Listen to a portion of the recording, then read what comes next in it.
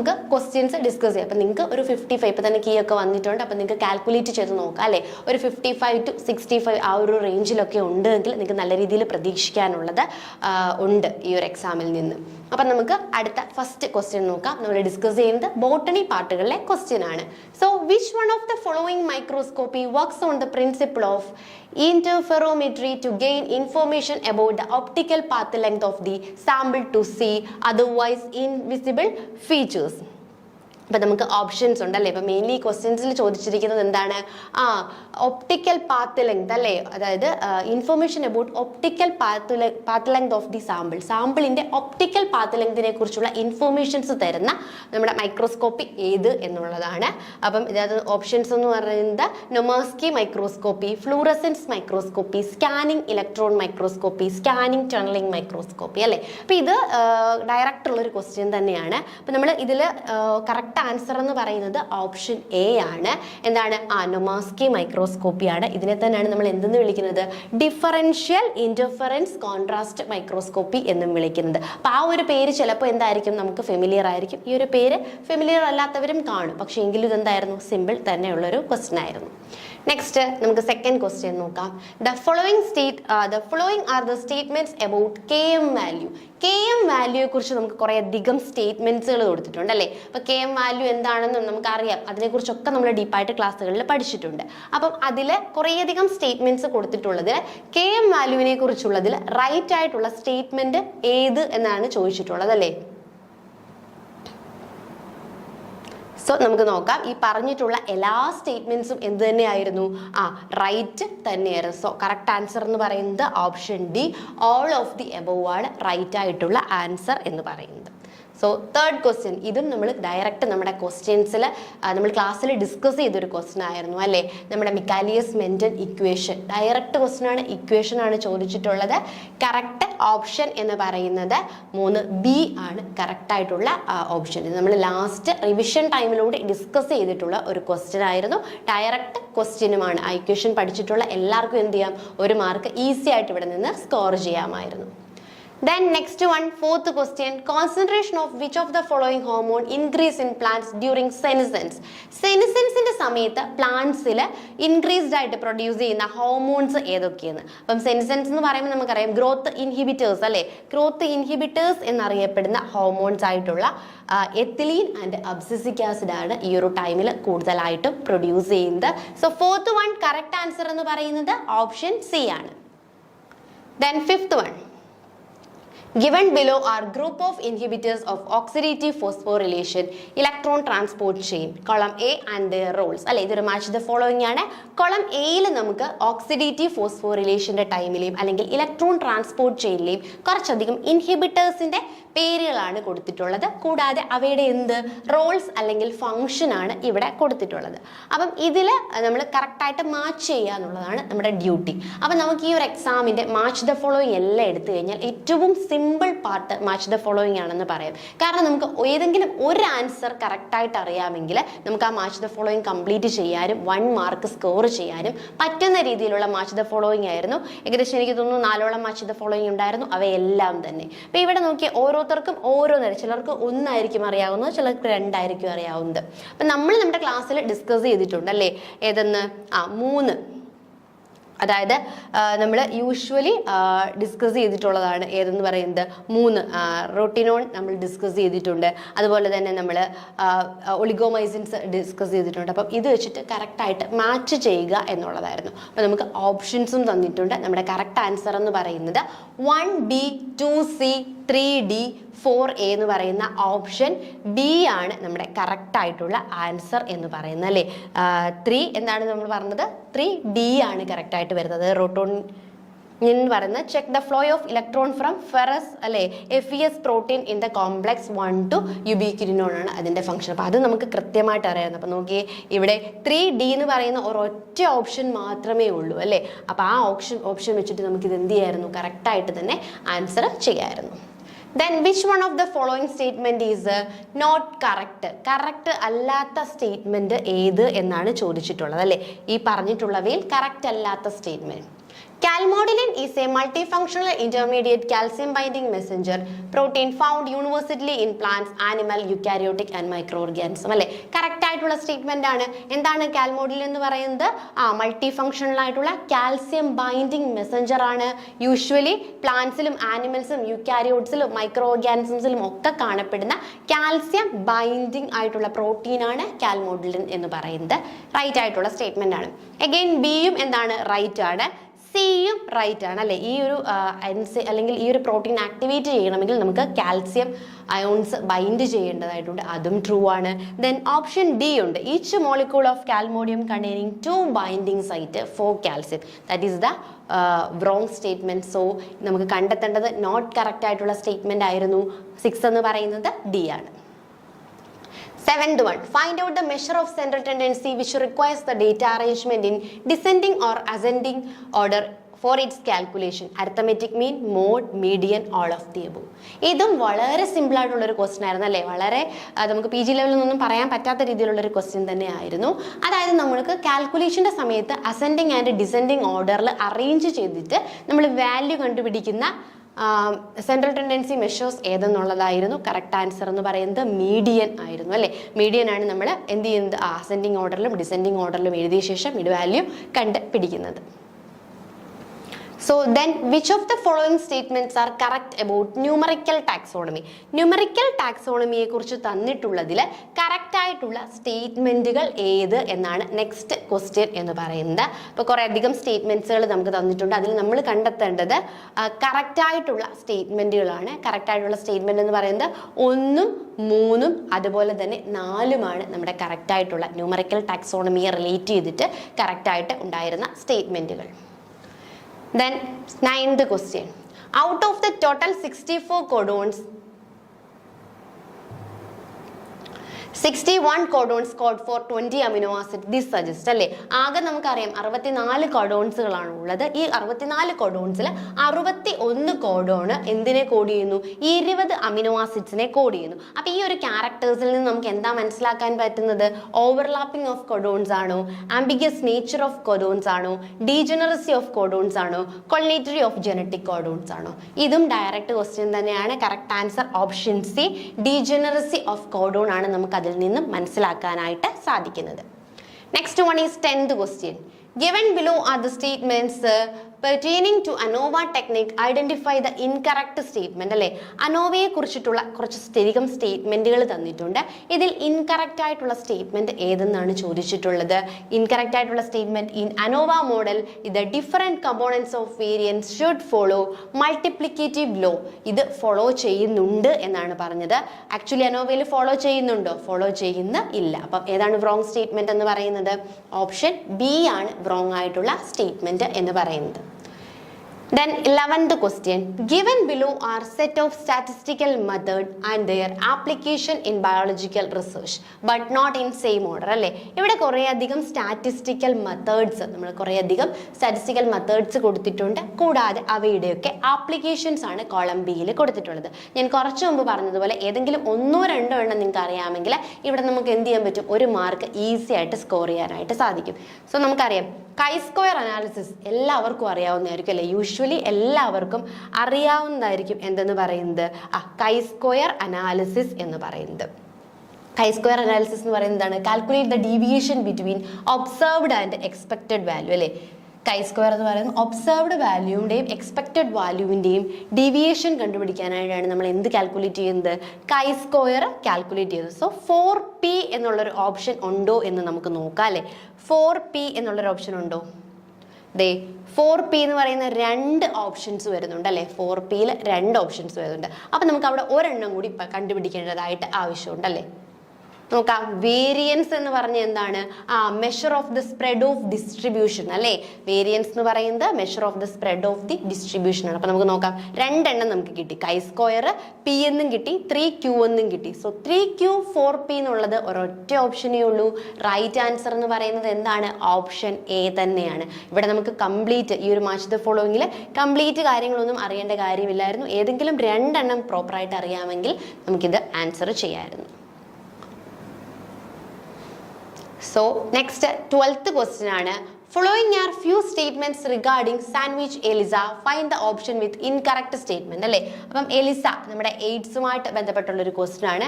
ഇതിൽ എന്താണ് നമ്മളോട് ചോദിച്ചിട്ടുള്ളത്? ഇൻകറക്റ്റ് സ്റ്റേറ്റ്മെന്റ് ഏത് ആണ് എന്നുള്ളതാണ്. It measure the amount of antigen between 2 layers of antibodies. Correct അല്ലേ? എലിസ ടെസ്റ്റ് എന്താണ് ചെയ്യുന്നത്? It measure the amount of antigen അല്ലേ, എത്രത്തോളം ആന്റിജൻ ഉണ്ട് എവിടെ, ബിറ്റ്വീൻ 2 layers ഓഫ് ആന്റിബോഡീസ്. അത് കറക്റ്റ് ആയിട്ടുള്ള സ്റ്റേറ്റ്മെന്റ് ആണ്. The advantage of this method is the sample does not have to be purified before analysis. അതും എന്താണ്? റൈറ്റ് ആണ്. ഈ ഒരു അനാലിസിസിന് പോകുന്നതിന് മുമ്പ് ആ സാമ്പിൾസ് പ്യൂരിഫൈ ചെയ്യേണ്ട ആവശ്യം തന്നെ ഇല്ല. Correct.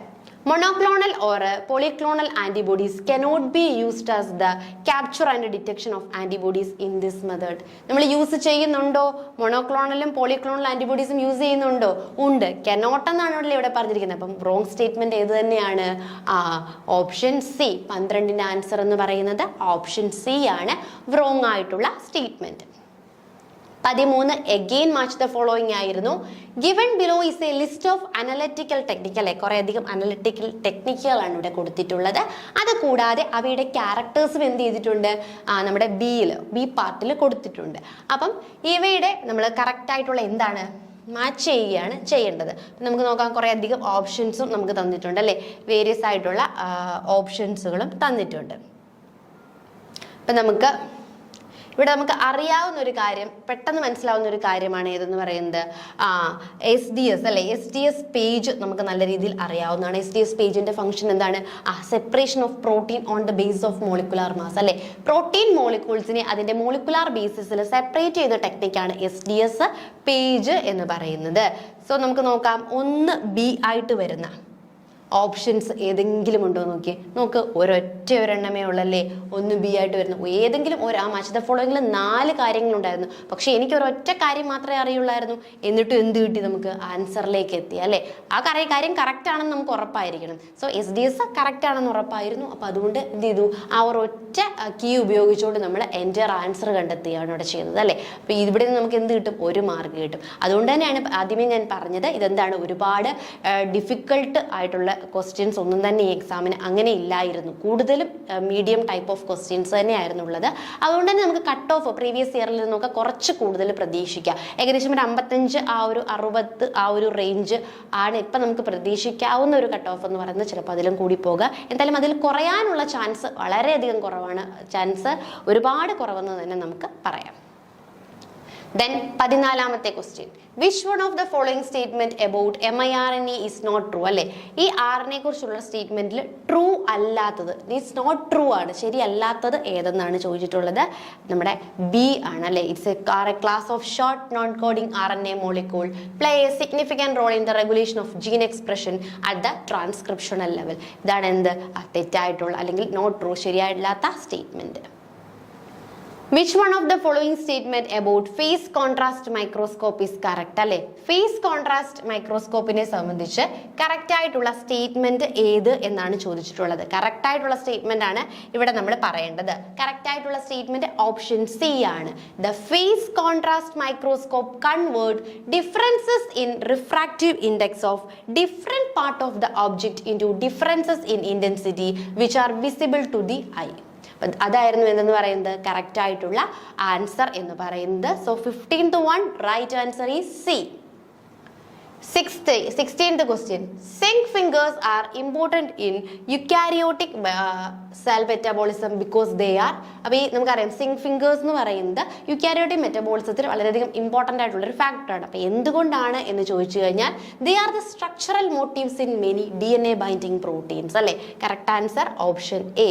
they are the structural motifs in many DNA binding proteins. 17th one, the following statements are made on transposons അല്ലെ. ട്രാൻസ്പോസോൺസിനെ കുറിച്ചുള്ളതിൽ കറക്റ്റ് ആയിട്ടുള്ള സ്റ്റേറ്റ്മെന്റ്സ് അല്ലെ. Following statements are made on transposon. പിന്നെ നമ്മൾ which of the following combination of above statement is correct. Correct ആയിട്ടുള്ള statement ഏത് എന്നാണ് നമ്മളോട് ചോദിച്ചിട്ടുള്ളത്. അപ്പം നമുക്ക് നോക്കാം കറക്റ്റ് ആയിട്ടുള്ള statement. The two most common families of moderately repeated sequence in human DNA, the LU and L1 families are DNA transposons. ആണോ? അല്ല. wrong statement. DNA transposons are the segment of DNA. DNA transposons എന്ന് പറയുന്നത് DNA ഒരു particular segment ആണ്. അതിന് എന്താണ് പ്രത്യേകത? That move from one place to another, അല്ലെ, ഒരു പ്ലേസിൽ നിന്നും അനദർ പ്ലേസിലേക്ക് കട്ട് ആൻഡ് പേസ്റ്റ് മെക്കാനിസം ഉപയോഗിച്ചുകൊണ്ട് അതിന് മൂവ് ചെയ്യാൻ പറ്റും. Right one. Approximately 40% of the human genome consists of DNA transposon and then 3% consists of retrotransposon. Correct ആണോ? Wrong statement again. Then retrotransposons operate by means of copy and paste mechanisms that involve an RNA intermediate. അപ്പോൾ retrotransposons mainly work ചെയ്യുന്നത് എങ്ങനെയാണ്? Cut ചെയ്യുന്നു, copy ചെയ്യുന്നു, copy and paste mechanism, അത് ഒരിടത്തു നിന്ന് copy ചെയ്ത് അടുത്തടുത്തേക്ക് കൊണ്ട് പേസ്റ്റ് ചെയ്യുന്ന മെക്കാനിസം അനുസരിച്ചാണ് അവർ വർക്ക് ചെയ്യുന്നത്. റൈറ്റ് സ്റ്റേറ്റ്മെന്റ് ആണോ? റൈറ്റ് ആണ്. സോ നോക്കിയേ, DNA ട്രാൻസ്പോസ് എന്ന് പറയുന്നത് DNA സെഗ്മെന്റ്സ് ആണ്. അതുപോലെ അത് വൺ പ്ലേസിൽ നിന്നും അനദർ പ്ലേസിലേക്ക് ഈ ഒരു കട്ട് ആൻഡ് പേസ്റ്റ് മെക്കാനിസം ഉപയോഗിച്ചുകൊണ്ട് മൂവ് ചെയ്യും. അവയെ ഓപ്പറേറ്റ് ചെയ്യുന്നവരുടെ മെയിൻ മെക്കാനിസമാണ് കോപ്പി ആൻഡ് പേസ്റ്റ് മെക്കാനിസം എന്ന് പറയുന്നത്. സോ കറക്റ്റ് ആയിട്ടുള്ള സ്റ്റേറ്റ്മെന്റ് 2ഉം 4ഉം ആണ്. ഇനി നമുക്ക് ഓപ്ഷനിലേക്ക് പോകാം. 2ഉം 4ഉം വരുന്ന ഒരൊറ്റ ഓപ്ഷനേ ഉള്ള, അല്ലേ, ഓപ്ഷൻ ബി ആണ് റൈറ്റ് എന്ന് പറയാവുന്നത്. അപ്പം നമ്മൾ ആദ്യം തന്നെ ഓപ്ഷൻ നോക്കാതെ നമ്മൾ ആ സ്റ്റേറ്റ്മെന്റ്സ് അറേഞ്ച് ചെയ്ത് നോക്കിയ ശേഷം ഓപ്ഷനിലേക്ക് പോകുന്നതായിരിക്കും എപ്പോഴും നല്ലത്. Then 18th question. Which one of the following is not a part of DNA polymerase 3 hollow enzyme? അല്ലേ, DNA polymerase 3 hollow enzymeന്റെ പാർട്ട് അല്ലാത്തത് ഏത്? SSB പ്രോട്ടീൻ ആണെന്ന് നമുക്കറിയാം. ഇതും ഡയറക്റ്റ് ഒരു ക്വസ്റ്റ്യൻ തന്നെയായിരുന്നു. കറക്റ്റ് ആൻസർ 18A ആണ് റൈറ്റ് ആയിട്ടുള്ള ആൻസർ എന്ന് പറയുന്നത്. Then 19th question.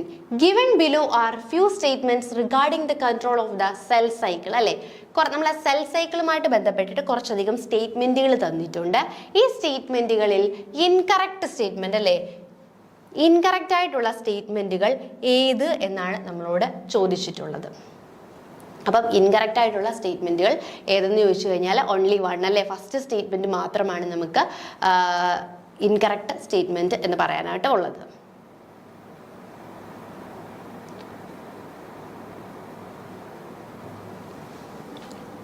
Then 20th question. Which of the following statement is or are not correct about the term species? സ്പീഷീസുമായിട്ട് ബന്ധപ്പെട്ട കുറച്ചധികം സ്റ്റേറ്റ്മെന്റ്സ് നമ്മൾ ക്ലാസ് തുടങ്ങുന്ന ടൈമിലെ പറഞ്ഞിരുന്നു, അല്ലെ, കൂടുതലും സ്റ്റേറ്റ്മെന്റ് ടൈപ്പ് ക്വസ്റ്റ്യൻസ് ആയിരിക്കും എന്ന്. അപ്പോൾ ഈ സ്റ്റേറ്റ്മെന്റ് ടൈപ്പ് ക്വസ്റ്റ്യൻസിൽ ഏത് സ്റ്റേറ്റ്മെന്റ്, അല്ലെ, അത് അടുത്തത് സ്പീഷീസിനെ സംബന്ധിച്ചുള്ളൊരു സ്റ്റേറ്റ്മെന്റ് ആയിരുന്നു. കൂടുതലും ക്വസ്റ്റ്യൻസ് എല്ലാം സ്റ്റേറ്റ്മെന്റ് വൈസ് ആയിരുന്നു. അതിൽ നിന്ന് ഒന്നെങ്കിൽ കറക്റ്റ് ആയിട്ടുള്ള സ്റ്റേറ്റ്മെന്റ് കണ്ടുപിടിക്കുക, ഇൻകറക്റ്റ് ആയിട്ടുള്ള സ്റ്റേറ്റ്മെന്റ് കണ്ടുപിടിക്കുക. അതാണ് ഇപ്പം യൂഷ്വലി PSCയുടെ ഒരു പാറ്റേൺ എന്ന് പറയുന്നത്. അപ്പോൾ ഇവിടെ നമുക്ക് സ്പീഷീസിനെ കുറിച്ച് കുറച്ചധികം സ്റ്റേറ്റ്മെന്റുകൾ തന്നിട്ടുണ്ട്, അല്ലേ. അപ്പൊ ഇതില് കറക്റ്റ് ആയിട്ടുള്ള സ്റ്റേറ്റ്മെന്റ്സ്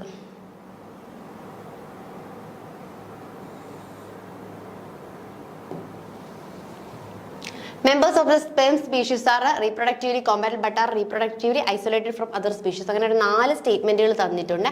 ഇതിൽ കറക്റ്റ് ആയിട്ടുള്ള സ്റ്റേറ്റ്മെന്റ് ഏതെന്നായിരുന്നു ചോദിച്ചത്. നമ്മുടെ കീയിലെ ആൻസർ എന്ന് പറയുന്നത് 1 ആണെന്നുള്ളതാണ്.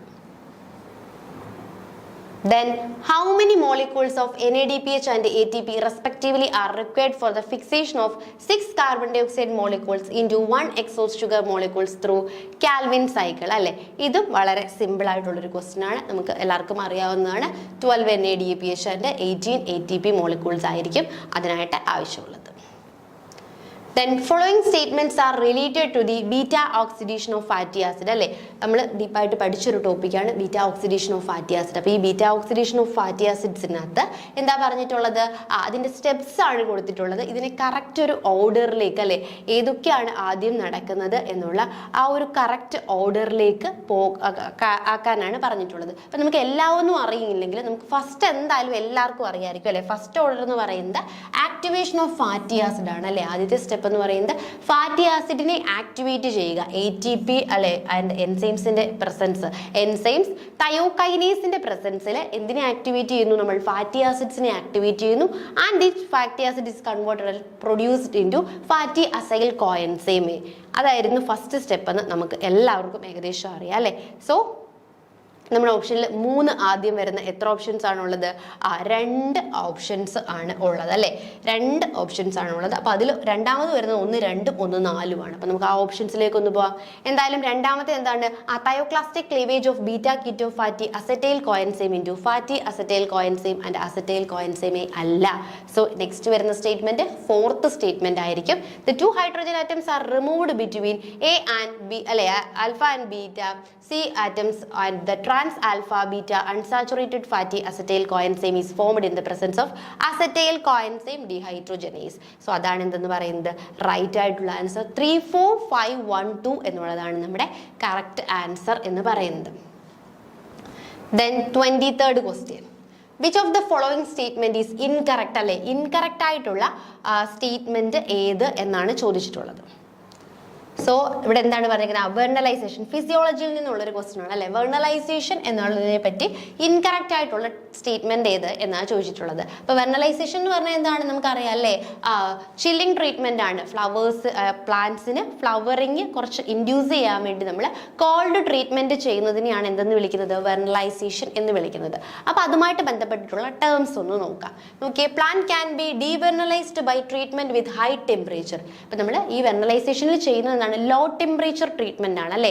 അപ്പം നമുക്ക് ആ ഒരു ട്രീറ്റ്മെന്റിനെ ഓവർകം ചെയ്യണമെങ്കിൽ അല്ലെങ്കിൽ അതിനെ ഡീവെർണലൈസ് ചെയ്യണമെങ്കിൽ എന്ത് ചെയ്യണം? ഹൈ ടെമ്പറേച്ചർ കൊടുത്താൽ മതി. കറക്റ്റ് അല്ലേ? അതെ, കറക്റ്റ് തന്നെയാണ് അല്ലേ. ഇപ്പൊ വെർണലൈസേഷൻ എന്ന് പറഞ്ഞു കഴിഞ്ഞാൽ ലോ ചില്ലിംഗ് ട്രീറ്റ്മെന്റ് അല്ലെങ്കിൽ ലോ ടെമ്പറേച്ചർ ട്രീറ്റ്മെന്റ് ആണ്, അല്ലെങ്കിൽ ചില്ലിംഗ് ട്രീറ്റ്മെന്റ്. അപ്പം അതിനെ നമ്മൾ റിവേഴ്സ് ആക്കണമെങ്കിൽ നമ്മൾ ഹൈ ടെമ്പറേച്ചർ കൊടുത്താൽ മതി. Right. Vernalization shorten the vegetative period. Correct അല്ലേ? വെജിറ്റേറ്റീവ് പീരീഡ് ഷോർട്ടൺ ചെയ്തിട്ട് ഫ്ലവർ എന്ത് ചെയ്യുന്നു? ഇയർലി ഇൻഡ്യൂസ് ചെയ്യുകയാണ് ചെയ്യുന്നത്. So that is also right statement. Vernalization increase the cold resistance of the plants. എന്ത് ചെയ്യുന്നു? കോൾഡ് റെസിസ്റ്റൻസ് ഇൻക്രീസ് ചെയ്യുന്നു. വെർണലൈസേഷൻ ഇസ് അനേറോബിക് പ്രോസസ് ആണോ?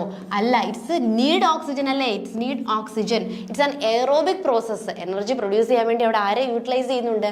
ഓക്സിജൻ യൂസ് ചെയ്യുന്നുണ്ട്. So it's an aerobic process ആണ്. അനേറോബിക് പ്രോസസ് എന്നുള്ളത് wrong statement ആണ്. So 23ാമത്തെ question correct ആയിട്ടുള്ള answer എന്ന് പറയുന്നത് വെർണലൈസേഷൻ ഈസ് ആൻ അനേറോബിക് പ്രോസസ് എന്നുള്ളതാണ്. Then 24th one. Which of the following minerals ions are required for the photolysis of water in photosynthesis? അല്ലെ, ഫോട്ടോലിസിസിന് ആവശ്യമായിട്ടുള്ള minerals ഏതാണ്? നമുക്ക് അറിയാം അല്ലെ.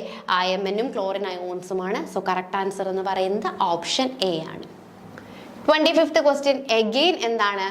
നമുക്ക് ഒരു മാച്ച് ദ ഫോളോയിങ് ആണ്. ഇവിടെയും പഴയ മാച്ച് ദ ഫോളോയിങ് പോലെ തന്നെ ഏതെങ്കിലും 1, 2 അറിഞ്ഞിരുന്നെങ്കിൽ നമുക്ക് എന്ത് ചെയ്യാൻ പറ്റും? കറക്റ്റായിട്ട് ആൻസേഴ്സിലേക്ക് എത്തിച്ചേരാൻ പറ്റും. ഫസ്റ്റ് നോക്കിയേ, ഇതെന്താണ്? കുറച്ചധികം സാമ്പിളിംഗ് മെത്തേഡ്സും അതിന്റെ ഡെഫിനേഷനും അല്ലെങ്കിൽ എക്സ്പ്ലനേഷനുമാണ് കൊടുത്തിട്ടുള്ളത്. കറക്റ്റ് ചെയ്യാം നമുക്ക്. നോക്കിയേ, നോൺ പ്രൊബബിലിറ്റി. ഫസ്റ്റ് നമുക്ക് പ്രൊബബിലിറ്റി നോൺ പ്രൊബബിലിറ്റി എല്ലാവർക്കും എന്തായാലും അറിഞ്ഞിരിക്കുക അല്ലേ. അപ്പൊ നമുക്ക് അവിടെ നിന്ന് തുടങ്ങാം. പ്രൊബബിലിറ്റി സാമ്പിളിംഗ് എന്ന് പറഞ്ഞാൽ എന്തായിരിക്കും? Every item of the universe has equal chance to the inclusion of the sample അല്ലേ. എല്ലാവർക്കും ഈക്വൽ ചാൻസ് ആണ്, പ്രോബബിലിറ്റി ആണ്. ആ ഒരു ഗ്രൂപ്പിലുള്ള എല്ലാവരും സെലക്ട് ആവാനുള്ള ചാൻസ് ഈക്വൽ ആണ്. അതാണ് പ്രോബബിലിറ്റി സാമ്പിളിംഗ്. ഒരു കോയിൻ ടോസ് ചെയ്താൽ ഹെഡ് വീഴാനും ടെയിൽ വീഴാനുള്ള ചാൻസ് എന്താണ്? ഈക്വൽ ആണ്. അതായത് എല്ലാ ഹെഡിനും ടെയിലിനും ഒരേ ചാൻസ് ആണ് ഉള്ളത്. അതുപോലെ തന്നെ every item of the universe has A equal chance. Then non probability ആണെങ്കിലോ, നോൺ പ്രോബബിലിറ്റി ആണെങ്കിൽ അവിടെ എന്തില്ല? എവറി ഐറ്റംസിനും ഒരേപോലെയുള്ള ചാൻസ് അല്ല ഉള്ളത്. ആരായിരിക്കും സെലക്ട് ചെയ്യുന്നത്? ആരാണോ ആ റിസർച്ചർ, അയാളായിരിക്കും എന്ത് ചെയ്യുന്നത്? അവിടുന്ന് സെലക്ട് ചെയ്യുന്നത്. So items of the samples are selected deliberately by the researcher ആയിരിക്കും അല്ലേ. അപ്പം അതായത് 4 നമുക്ക് എന്ത് പറയാം? നോൺ പ്രോബബിലിറ്റി 4Q ആണ്. അതുപോലെ തന്നെ 2S ആണ്. നോക്കിയേ, 4Qവും നമ്മുടെ ഓപ്ഷൻ 4Qവും 2Sഉം വരുന്ന ഒരൊറ്റ ഓപ്ഷനേ ഉള്ളൂ, വേറെ ഒരു ഓപ്ഷനും ഇല്ല. റൈറ്റ് ആയിട്ടുള്ള ആൻസർ എന്ന് പറയുന്നത് ഓപ്ഷൻ ഡി ആണ്. Next, 26th question.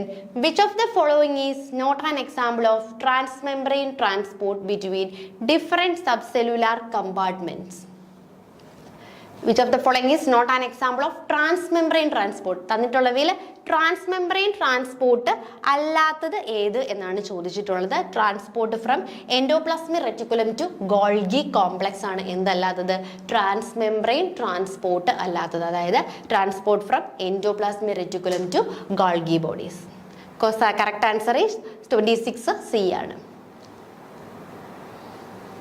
Next one is which of the following statement is or are an objective of PPV and FR Act 2001 act പ്രകാരമുള്ളത് ഏതെന്നാണ് ചോദിച്ചിട്ടുള്ളത്.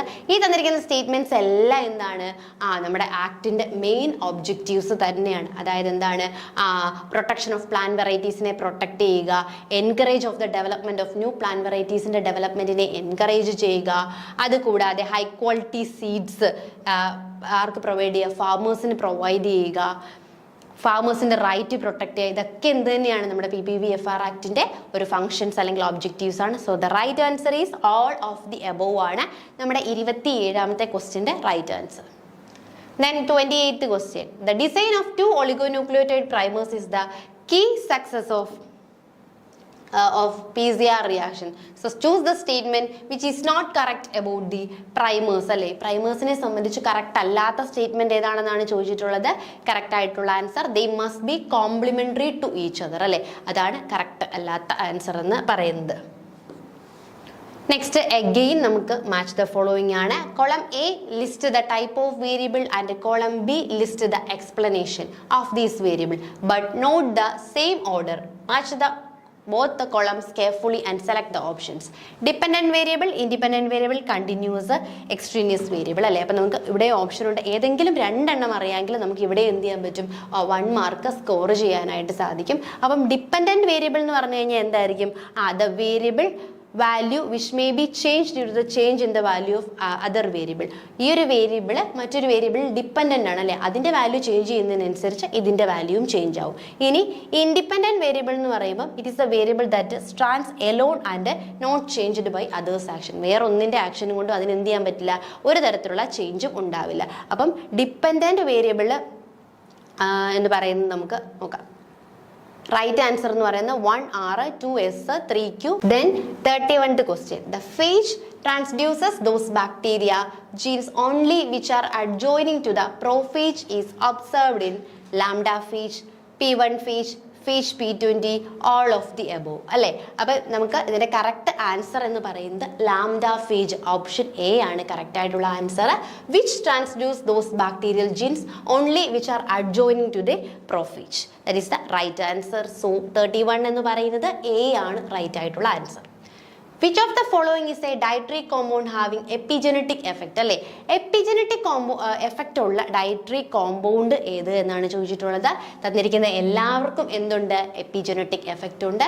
So 32 right answer is option D ആണ് 32ന്റെ right answer എന്ന് പറയുന്നത്.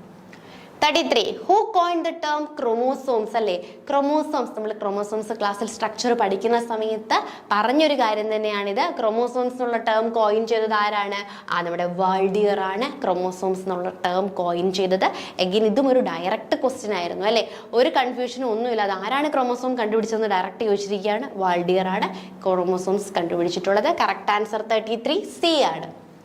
Then 34. Which method of sterilization is called a fractional sterilization? അല്ലേ, fractional സ്റ്റെറിലൈസേഷൻ്റെ മറ്റൊരു പേരാണ് എന്ന് പറയുന്നത് ട്വിൻഡലൈസേഷൻ എന്ന് പറയുന്നത് ഫ്രാക്ഷണൽ സ്റ്റെറിലൈസേഷൻ്റെ തന്നെ മറ്റൊരു പേരാണ്. 35. Which among the following group of virus cause SARS disease? അല്ലേ, SARS ഡിസീസ് നമ്മുടെ മൈക്രോബയോളജിയിൽ നിന്നുള്ള ക്വസ്റ്റ്യൻ ആണ്. നമ്മൾ കുറേ അധികം ഡിസീസുകൾ ഡിസ്കസ് ചെയ്തിരുന്നു. അതിൽ SARS ഡിസീസ് കോസ് ചെയ്യുന്ന വൈറസ് ഏതെന്നാണ് ചോദിച്ചിരുന്നത്. കറക്റ്റ് ആയിട്ടുള്ള ആൻസർ കൊറോണ വൈറസ് ആണ് SARS ഡിസീസ് കോസ് ചെയ്യുന്നത്. ഇതും നമ്മൾ എന്ത് ചെയ്തിട്ടുണ്ട്, നമ്മുടെ ക്ലാസ്സിൽ ഡിസ്കസ് ചെയ്തൊരു ക്വസ്റ്റ്യൻ തന്നെ ആയിരുന്നു. Then 36. Which is an example of secondary air pollutant? Secondary air pollutant example ഏത്, carbon monoxide, acid rain, sulphur oxide, lead. Correct ആയിട്ടുള്ള ആൻസർ എന്ന് പറയുന്നത് ഓപ്ഷൻ ബി ആണ്, ആസിഡ് റെയിൻ ആണ് സെക്കൻഡറി പൊല്യൂട്ടന്റിന് എക്സാമ്പിൾ. ബാക്കിയൊക്കെ എന്താണ്, പ്രൈമറി പൊല്യൂട്ടന്റുകളാണ് അല്ലേ. അപ്പോൾ സെക്കൻഡറി പൊല്യൂട്ടന്റിന് എക്സാമ്പിൾ നമ്മുടെ ആസിഡ് റെയിൻ ആണ്. 37. Vineyard sprayers lung disease is due to the chronic poisoning of അല്ലേ. അപ്പോൾ വൈൻയാർഡ് സ്പ്രേയേഴ്സ് ലങ് ഡിസീസ് ഉണ്ട് അല്ലേ, നമുക്ക് ബ്രീത്ത് ചെയ്യാനൊക്കെ ഡിഫിക്കൽട്ടി ഉണ്ടാവുന്ന ലങ് ഡിസീസ്. അപ്പം ഇത് എന്തിൻ്റെ ക്രോണിക് പോയിസണിങ് കൊണ്ടാണ് ഉണ്ടാവുന്നതെന്ന് ചോദിച്ചു കഴിഞ്ഞാൽ കോപ്പറിൻ്റെ ക്രോണിക് പോയിസണിങ് കൊണ്ടാണ് നമുക്ക് ഏത് ഡിസീസ് കോസ് ആവുന്നത്, vineyard sprayers lung disease cause ചെയ്യുന്നത്. So 37 right answer will be C ആണ്. Then 38. Which among the following factor does not affect the Hardy-Weinberg principle? അല്ലെ ഇതിന്റെ ഓപ്ഷൻ കാണുമ്പോൾ തന്നെ എല്ലാവരും പെട്ടെന്ന് തന്നെ മാർക്ക് ചെയ്തൊരു ക്വസ്റ്റൻ ആയിരിക്കും അല്ലെ. കാരണം ഇതിന്റെ ഓപ്ഷൻസ് കാണുമ്പോൾ നമുക്ക് മനസ്സിലാവും ഏതാണ് അഫക്ട് ചെയ്യാത്തതെന്ന്. വളരെ സിമ്പിൾ ആയിട്ടുള്ള ഓപ്ഷൻസുകളാണ്. അപ്പം അതുകൊണ്ട് നമുക്ക് കറക്റ്റായിട്ട് ആൻസർ അറിയാം. ന്യൂട്രീഷൻ ആണ് എന്തിനെ ബാധിക്കാത്തത്? ഹാർഡി-വെയിൻബർഗ് പ്രിൻസിപ്പിളിനെ അഫക്ട് ചെയ്യാത്തത്. മ്യൂട്ടേഷൻ ആയിക്കോട്ടെ, ജനറ്റിക് ഡ്രിഫ്റ്റ് ആയിക്കോട്ടെ, ജീനിന്റെ മൈഗ്രേഷൻ ആയിക്കോട്ടെ, ഇവയൊക്കെ എന്ത് ചെയ്യുന്നുണ്ട്? ഹാർഡി-വെയിൻബർഗ് പ്രിൻസിപ്പിളിനെ അഫക്റ്റ് ചെയ്യുന്നുണ്ട് അല്ലെ. അതിൽ കൂട്ടത്തിൽ അഫക്റ്റ് ചെയ്യാത്തത് ഓപ്ഷൻ ഡി ന്യൂട്രീഷൻ ആണ്. 39th question. Which of the following medium is composed of chemically defined compounds? അല്ലെ കെമിക്കലി ഡിഫൈൻഡ് കോമ്പൗണ്ട്സ് കൊണ്ട് കമ്പോസ് ചെയ്തിട്ടുള്ള മീഡിയം ആയിരിക്കും synthetic media. Again simple one തന്നെയായിരുന്നു അല്ലെ. ഓപ്ഷൻ കാണുമ്പോൾ തന്നെ നമുക്ക് മനസ്സിലാവും. കെമിക്കൽസ് കൊണ്ട് നിർമ്മിച്ചിട്ടുള്ള മീഡിയമാണ് synthetic medium. Correct answer 39B ആണ്. Then 14th question. Which of the following component is an unorganized extracellular layer that surround the bacterial cell wall? Bacterial cell wallനെ സറൗണ്ട് ചെയ്തുകൊണ്ട് അൺഓർഗനൈസ്ഡ് ആയിട്ടുള്ള ഒരു എക്സ്ട്രാ സെല്ലുലാർ കമ്പോണന്റ് ഉണ്ട് അല്ലെ. എന്തായിരുന്നു അത്? Slime layer ആണ് അല്ലെ. മൈക്രോബയോളജി എന്നുള്ളൊരു ക്വസ്റ്റൻ ആയിരുന്നു. അപ്പോൾ കറക്റ്റ് ആൻസർ എന്ന് പറയുന്നത് 14th one A ആണ് right answer. Then 41. The primary agenda of Kyoto Protocol. ഇതും വളരെയധികം ഈസിയാണ് അല്ലേ. നമുക്ക് ഓപ്ഷൻസ് കണ്ടുകൊണ്ട് തന്നെ പെട്ടെന്ന് ആൻസർ ചെയ്യാവുന്ന ഒരു ക്വസ്റ്റൻ ആയിരുന്നു. Control of green house gases അല്ലെ. ഗ്രീൻ ഹൗസ് എമിറ്റ് ചെയ്യുന്ന ഗ്രീൻ ഹൗസ് ഗ്യാസുകളുടെ എമൗണ്ട് അല്ലെങ്കിൽ അവയുടെ എമിഷൻ കുറയ്ക്കുക അല്ലെങ്കിൽ കൺട്രോൾ ചെയ്യുക എന്നുള്ള ലക്ഷ്യത്തോടു കൂടിയായിരുന്നു എന്ത് വന്നത്? കൊയോട്ടോ പ്രോട്ടോകോൾ ഉള്ളത്. So 41 right answer is option A ആണ്. 42. Which committee has been constituted by the government of India keep a check on genetically modified research product അല്ലെ. ഇതൊരു കറണ്ട് അഫേഴ്സ് കാറ്റഗറിയിലൊക്കെ പെടുത്താവുന്ന രീതിയിലുള്ളൊരു ക്വസ്റ്റൻ ആയിരുന്നു. എങ്കിലും ഇതും നമുക്ക് ഓപ്ഷൻസ് വെച്ചിട്ട് എന്ത് ചെയ്യാമായിരുന്നു? ഈസിലി 1 മാർക്ക് സ്കോർ ചെയ്യാവുന്ന ഒരു ക്വസ്റ്റ്യൻ തന്നെയായിരുന്നു. കറക്റ്റ് ആൻസർ GEAC ആണ്. നമുക്കിതിൻ്റെ ഫുൾ ഫോം ഉണ്ടെങ്കിൽ നമുക്ക് കുറച്ചുകൂടി ക്ലിയർ ആവും. ഫുൾ ഫോം എന്താണെന്ന് വെച്ച് കഴിഞ്ഞാൽ ജനറ്റിക് എഞ്ചിനീയറിംഗ് അപ്രസിയൽ കമ്മിറ്റിയാണ് എന്ത്? GEAC. അത് തന്നെയാണ് നമ്മുടെ ക്വസ്റ്റ്യൻ അല്ലേ. ജനറ്റിക്കലി മോഡിഫൈഡിങ് റിസർച്ച് പ്രൊഡക്റ്റുകളുടെ ചെക്ക് ചെയ്യാനായിട്ടുള്ള കമ്മിറ്റി ഏതാണ്? GEAC ആണ്. Genetic engineering appraisal committee. Then 43. Homozygosity and heterozygosity of an individual can be determined by അല്ലേ. ഹോമോസൈഗോസിറ്റി അതുപോലെ തന്നെ ഹെട്രോസൈഗോസിറ്റി നമുക്ക് എങ്ങനെയാണ് ഡിറ്റർമൈൻ ചെയ്യാൻ പറ്റുന്നത്? That is 43. ടെസ്റ്റ് ഗ്രോസ് ഉപയോഗിച്ചുകൊണ്ടാണ് നമ്മൾ യൂഷ്വലി ഹോമോസൈഗോസിറ്റിയും ഹെട്രോസൈഗോസിറ്റിയും ഡിറ്റർമൈൻ ചെയ്യുന്നത്. So 43 right answer is option A. Which among the following is not an autosomal recessive genetic disorder അല്ലേ. തന്നിട്ടുള്ളവയിൽ ഓട്ടോസോമൽ ജനറ്റിക് ഡിസോർഡർ അല്ലാത്തത് ഏത്? ഇതും അഗെയിൻ സിമ്പിൾ ആണ്. ഹിമോഫീലിയ. ഇത് ഏകദേശം ഒരു 12th ലെവൽ ഉള്ളൊരു ക്വസ്റ്റ്യൻ തന്നെയാണ്. ഹിമോഫീലിയയുടെ പ്രത്യേകത എന്താണ്? അത് സെക്സ് ലിങ്ക്ഡ് ആണ് അല്ലെ. എക്സ് ലിങ്ക്ഡ് ആണ്. എക്സ് ലിങ്ക്ഡ് ആയിട്ടുള്ള ഡിസീസാണ് നമ്മുടെ ഹിമോഫിലിയ എന്ന് പറയുന്നത്. ഓട്ടോസോമൽ അല്ല അല്ലെ. അലോസോമൽ അല്ലെങ്കിൽ സെക്സ് ക്രോമോസോംസിൽ അല്ലെങ്കിൽ എക്സ് ലിങ്ക്ഡ് ആയിട്ടുള്ള ഡിസീസാണ് ഏതെന്ന് പറയുന്നത്? നമ്മുടെ ഹിമോഫിലിയ എന്ന് പറയുന്നത്. അപ്പം ഓട്ടോസോമൽ ബാക്കിയെല്ലാം എന്താണ്? ഓട്ടോസോമൽ റെസസീവ് ഡിസീസുകളാണ്. അതിൽ ഹിമോഫിലിയ മാത്രം എക്സ് ലിങ്ക്ഡ് ആയിട്ടുള്ള ഫിമെയിൽ ക്യാരി ചെയ്യുന്ന അല്ലെ എക്സ് ലിങ്ക്ഡ് ആയിട്ടുള്ള ഡിസീസാണ്. ഇതും എന്താണ്? നമുക്ക് 12th ബേസ്ഡിലുള്ള ആർക്കും പെട്ടെന്ന് എഴുതാൻ പറ്റുന്ന ഒരു ക്വസ്റ്റ്യൻ ആയിരുന്നു. So correct answer 44 is B. 45. Which amino acid has a triplet codon GUU? അല്ലെ GU ഏത് അമിനോ ആസിഡ്സിനെയാണ് കോഡ് ചെയ്യുന്നത്? വലനെയാണ് കോഡ് ചെയ്യുന്നത്. So 45 correct answer B. 46. Fluorescence in situ hybridization fish technique is used for the detection of specific DNA molecules അല്ലേ. ഇപ്പോൾ fish usually use ചെയ്യുന്നത് നമ്മൾ specific DNA മോളിക്യൂൾസിനെ detect ചെയ്യാൻ വേണ്ടിയായിരുന്നു. അതും ഡയറക്റ്റ് ക്വസ്റ്റ്യൻ ആണ്. 46 കറക്റ്റ് ആൻസർ എന്ന് പറയുന്നത് ഓപ്ഷൻ സി ആണ് റൈറ്റ് ആയിട്ടുള്ള answer. 47. Which among the following is not a primary nucleotide database അല്ലേ. ഏതാണ് പ്രൈമറി ന്യൂക്ലിയോടൈഡ് ഡേറ്റാബേസ് അല്ലാത്തത്? പ്രോട്ടീൻ ഇൻഫോർമേഷൻ റിസോഴ്സ് ആണ് അല്ലേ. പ്രൈമറി ന്യൂക്ലിയോടൈഡ് ഡേറ്റാബേസ് അല്ലാത്തത് PIR അല്ലെങ്കിൽ പ്രൈമറി പ്രോട്ടീൻ ഇൻഫോർമേഷൻ റിസോഴ്സസ് ആണ് അല്ലേ. സോ NCBIയും EMBLും DDBG ഒക്കെ എന്താണ്? ന്യൂക്ലിയോടൈഡ് പ്രൈമറി ന്യൂക്ലിയോടൈഡ് ഡേറ്റാബേസുകളാണ്. സോ 47 റൈറ്റ് ആൻസർ D ആണ്. 48. Artificial competence in cell using calcium chloride method was discovered by Mantel and Higge ആണ് എന്ത് കണ്ടുപിടിച്ചത്? ആ കാൽസ്യം ക്ലോറൈഡ് മെത്തേഡ് അല്ലെ, artificial competence of calcium chloride method discover ചെയ്തിട്ടുള്ളത്. 49 dot blot is a technique used to detect അല്ലേ. Dot blot എന്തിനു വേണ്ടിയാണ് നമ്മൾ യൂസ് ചെയ്യുന്നത്? ആ പ്രോട്ടീൻസിനെ ഡിറ്റക്ട് ചെയ്യാൻ വേണ്ടിയിട്ടുള്ള ഒരു മെത്തേഡാണ് ഡോട്ട് ബ്ലോട്ട് ടെക്നിക്ക് എന്ന് പറയുന്നത്. സോ 49 കറക്റ്റ് ആൻസർ എന്ന് പറയുന്നത് ഓപ്ഷൻ സി ആണ്. So 15th question, the transfer of gene to target plant cell using very thin needle അല്ലേ, തിൻ നീഡിൽ ഉപയോഗിച്ചുകൊണ്ട് നമ്മൾ എന്ത് ചെയ്യുന്നു? ആ ടാർജറ്റ് അല്ലെ ജീനിനെ ടാർജറ്റ് പ്ലാന്റ്സിലേക്ക് ട്രാൻസ്ഫർ ചെയ്യുന്നു. ആ മെത്തേഡിന്റെ പേരാണ് മൈക്രോ ഇഞ്ചക്ഷൻ അല്ലെ. ക്വസ്റ്റ്യൻസിൽ തന്നെ ഉണ്ട്. ഇതും അഗെയിൻ ഒരു +2 ബേസ്ഡ് ആയിട്ടുള്ളൊരു ക്വസ്റ്റ്യൻ എന്ന് തന്നെ നമുക്ക് പറയാം. നീറ്റിനൊക്കെ യൂഷ്വലി ചോദിച്ചു കാണുന്ന ഒരു ക്വസ്റ്റ്യൻ ആയിരുന്നു. So 15th one right answer B micro injection ആണ്. അപ്പം നമുക്ക് ക്വസ്റ്റ്യൻ ഡിസ്കസ് ചെയ്ത് കഴിഞ്ഞപ്പോൾ തന്നെ നമുക്ക് മനസ്സിലായി കാണും പലതും വളരെ ഡയറക്റ്റ് ആയിട്ടും ഈസി ആയിട്ടുള്ള ഒരു ലെവൽ ഓഫ് ക്വസ്റ്റ്യൻ ആയിരുന്നു. വളരെ കുറച്ച് ക്വസ്റ്റ്യൻസ് നമുക്ക് ഹാർഡ് എന്ന് പറയാനായിട്ട് തന്നെ ബോട്ടണിയിൽ ഉണ്ടായിരുന്നുള്ളൂ. എല്ലാം സിലബസിൽ നിന്ന് തന്നെയാണ് ചോദിച്ചിട്ടുള്ളത്. അതുകൊണ്ട് തന്നെ എല്ലാവരും നല്ല രീതിയിൽ എഴുതിയെന്ന് വിശ്വസിക്കുന്നു. നമുക്ക് സ്കോർസ് ഒക്കെ നോക്കിയ ശേഷം എല്ലാവർക്കും ഒരു എബോവ് 55 ഒക്കെ കിട്ടട്ടെ എന്ന് ആശംസിക്കുന്നു. എല്ലാവരും റാങ്ക് ലിസ്റ്റിൽ ഉണ്ടാവട്ടെ എന്നും ആശംസിക്കുന്നു. Thank you.